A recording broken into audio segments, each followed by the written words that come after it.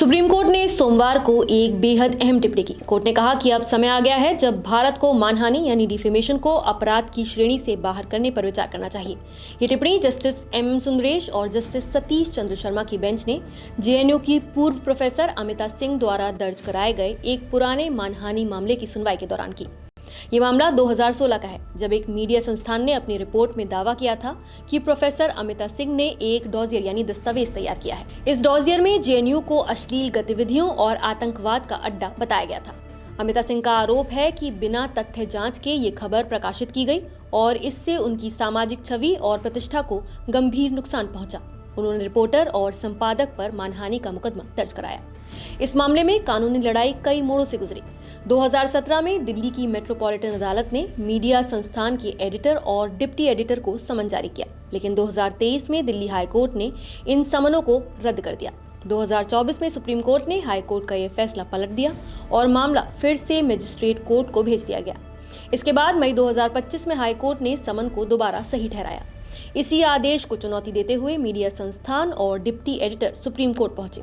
याचिका में दलील की गई कि अब नया कानून भारतीय न्याय संहिता लागू हो चुका है।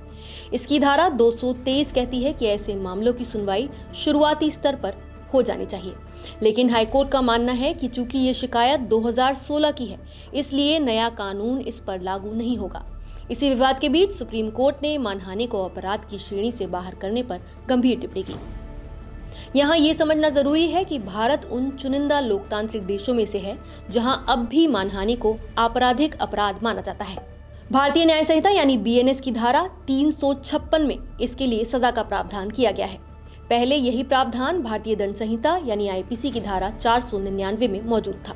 2016 में सुप्रीम कोर्ट ने सुब्रमण्यम स्वामी बनाम भारत सरकार केस में इस कानून की संवैधानिक वैधता को बरकरार रखा था। तब कोर्ट ने कहा था कि आपराधिक मानहानि कानून अभिव्यक्ति की स्वतंत्रता पर एक जरूरी रोक है और ये लोगों के जीवन और सम्मान की रक्षा करता है। लेकिन अब बदलते समय और हालात को देखते हुए सुप्रीम कोर्ट खुद इस कानून को अपराध की श्रेणी से बाहर करने की बात कह रहा है। सुनवाई के दौरान वरिष्ठ वकील कपिल सिब्बल ने भी कोर्ट की टिप्पणी से सहमति जताई और कहा कि राहुल गांधी का मामला भी इसी तरह विचाराधीन है। इसके बाद सुप्रीम कोर्ट ने प्रोफेसर अमिता सिंह को नोटिस जारी किया है। अब सबसे बड़ा सवाल यही है कि क्या भारत में मानहानि कानून को लेकर सुप्रीम कोर्ट अपनी 2016 की राय बदलकर नया रास्ता अपनाएगा या नहीं। इसका असर सिर्फ अदालत के आदेश तक सीमित नहीं रहेगा, बल्कि ये पूरे देश में अभिव्यक्ति की स्वतंत्रता और व्यक्तिगत सम्मान की रक्षा दोनों को सीधे तौर पर प्रभावित करेगा। आप इस पूरे मुद्दे पर क्या कहेंगे? अपनी राय हमें कमेंट करके जरूर बताइए। नमस्कार, मैं हूं मानक गुप्ता। अगर आपको हमारा ये वीडियो पसंद आया हो तो इसे लाइक और शेयर जरूर करें और हाँ, हमें सब्सक्राइब और फॉलो करना ना भूलें ताकि आप देश और दुनिया की कोई खबर मिस ना करें। तो जुड़े रहिए हमारे साथ और देखते रहिए न्यूज़ 24।